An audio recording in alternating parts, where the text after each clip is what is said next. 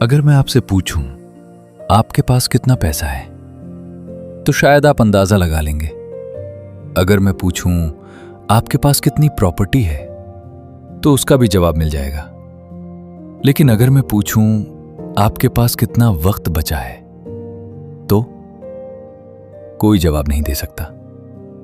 और शायद इसीलिए वक्त दुनिया की सबसे वैल्यूएबल चीज है, क्योंकि ये एक ऐसी दौलत है जिसकी क्वांटिटी सबको मिलती है लेकिन बैलेंस किसी को नहीं दिखाया जाता। हर सुबह हम सब एक इनविजिबल अकाउंट के साथ उठते हैं और हर शाम उस अकाउंट का कुछ हिस्सा परमानेंटली खर्च हो चुका होता है। न उससे रिकवर किया जा सकता है, न स्टोर किया जा सकता है, न बोरो किया जा सकता है। आज हम इसी लेसन पर रिफ्लेक्ट करेंगे, the measure of time. Fraternal greetings. I am Right Worshipful Brother Dr. Ravinder Singh Chani from Bharat Mata Past Masters Lodge number 121 on the rolls of the Grand Lodge of India.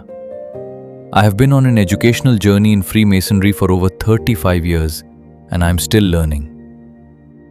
Entered Apprentice degree के बारे में लोग अक्सर light की बात करते हैं, darkness की बात करते हैं, साइलेंस की बात करते हैं, लिसनिंग की बात करते हैं। लेकिन एक और साइलेंट टीचर है जो हर लेसन के पीछे खड़ा रहता है, टाइम, वक्त। वो टीचर जो कभी बोलता नहीं लेकिन हर दिन हमें शेप करता रहता है। मुझे एक एक्सपीरियंस्ड आर्किटेक्ट की कहानी याद आती है। उसके साथ एक यंग अप्रेंटिस काम करता था। एक दिन आर्किटेक्ट ने उससे कहा, you may replace broken stone, you may correct a flawed design, but you cannot reclaim wasted daylight. Apprentice मुस्कुराया। उससे ये एक ऑर्डिनरी ऑब्जर्वेशन लगी, लेकिन कुछ महीने बाद एक केयरलेस डिले ने पूरे प्रोजेक्ट को पीछे कर दिया। शेड्यूल टूट गया, डेडलाइंस मिस हो गईं, क्लाइंट्स डिसपेंटेड हुए, ट्रस्ट वीकन हो गया। तब उससे समझ आया कि कॉस्ट सिर्फ डिले की नहीं थी, कॉस्ट ट्रस्ट की थी, कॉस्ट अपॉर्चुनिटी की थी, कॉस्ट टाइम की थी। और तब उससे एक प्रोफंड लेसन समझ आया। हर विजिबल स्ट्रक्चर के नीचे एक इनविजिबल फ्रेमवर्क होता है और जिंदगी के हर अचीवमेंट के नीचे वो फ्रेमवर्क टाइम होता है। मुझे लगता है हम टाइम को गलत तरह से देखते हैं। हम सोचते हैं कि हम टाइम स्पेंड कर रहे हैं, लेकिन शायद सच इसका ऑपोजिट है। टाइम हमें स्पेंड कर रहा है। हर दिन, हर हफ्ता, हर साल और हर गुजरता हुआ घंटा हमसे एक सवाल पूछ रहा होता है, मैं तुमसे क्या ले रहा हूं और तुम्हें क्या बना रहा हूं। और शायद हम टाइम के बारे में सबसे बड़ी मिसअंडरस्टैंडिंग भी यही करते हैं। हम कहते हैं, मैंने उस प्रोजेक्ट को 2 घंटे दिए, मैंने उस मीटिंग को 3 घंटे दिए, मैंने उस डिस्कशन को पूरी शाम दी। लेकिन सच में हमने 2 घंटे नहीं दिए, हमने अपनी जिंदगी के 2 घंटे दिए, क्योंकि जिंदगी हमें एक ही फॉर्म में मिलती है, टाइम। जब हम वक्त खर्च करते हैं, हम असल में अपनी लाइफ का एक हिस्सा खर्च कर रहे होते हैं। और शायद इसीलिए वक्त की वैल्यू पैसों से कंपेयर ही नहीं की जा सकती।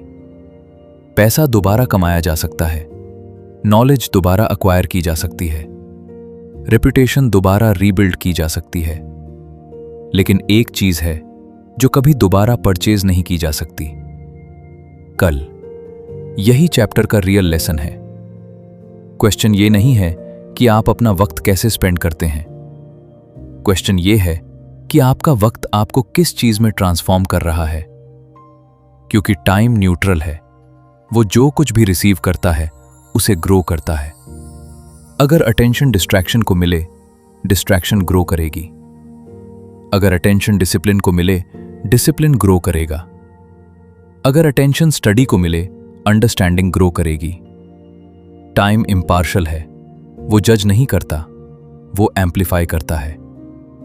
इसीलिए प्रायोरिटीज बहुत इंपॉर्टेंट है, क्योंकि प्रायोरिटीज इवेंचुअली आइडेंटिटी बन जाती हैं।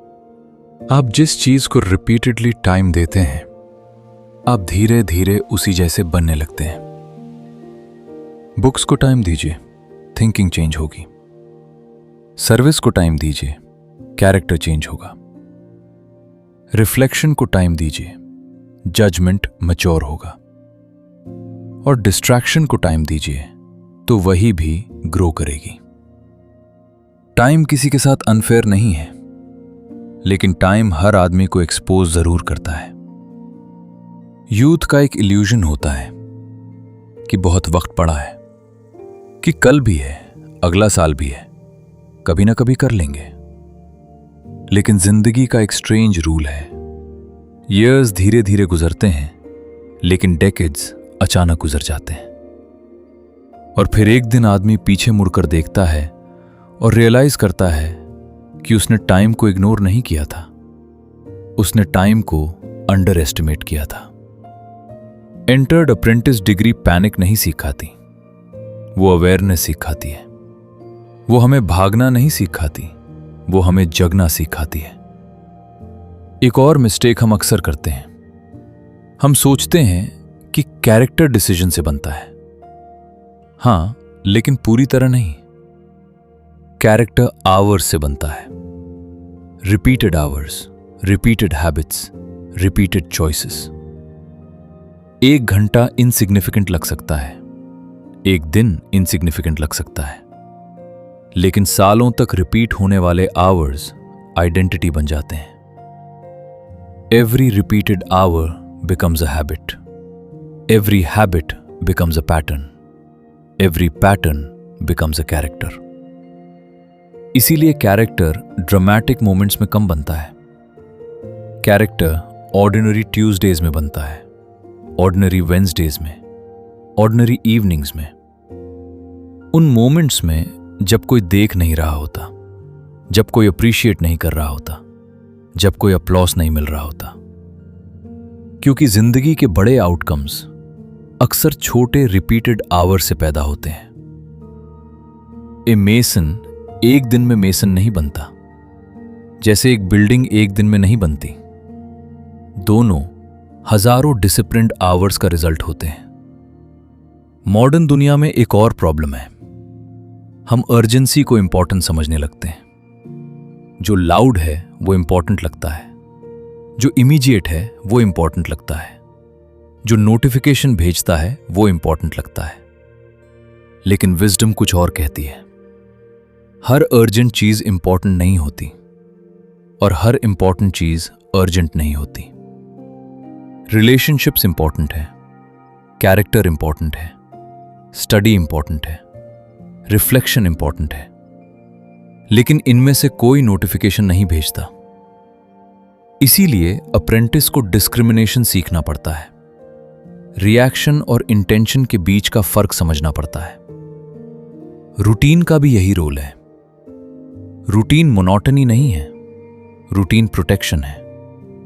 वो प्रोटेक्शन जो इंपॉर्टेंट चीजों को नेग्लेक्ट होने से बचाती है। एक स्ट्रक्चर्ड लाइफ बोरिंग नहीं होती, एक स्ट्रक्चर्ड लाइफ ड्रिफ्ट से बचती है। और ड्रिफ्ट कैरेक्टर का साइलेंट एनिमी है। मुझे लगता है इस चैप्टर का डीपेस्ट लेसन मॉर्टैलिटी से आता है। हम डेथ पर फोकस नहीं करते, लेकिन लिमिटेशन को इग्नोर भी नहीं कर सकते, क्योंकि फाइनाइट टाइम ही फाइनाइट वैल्यू क्रिएट करता है। अगर वक्त अनलिमिटेड होता तो उसकी वैल्यू ही खत्म हो जाती। वैल्यू लिमिटेशन से आती है, पर्पस लिमिटेशन से आता है, मीनिंग लिमिटेशन से अटैक्स है।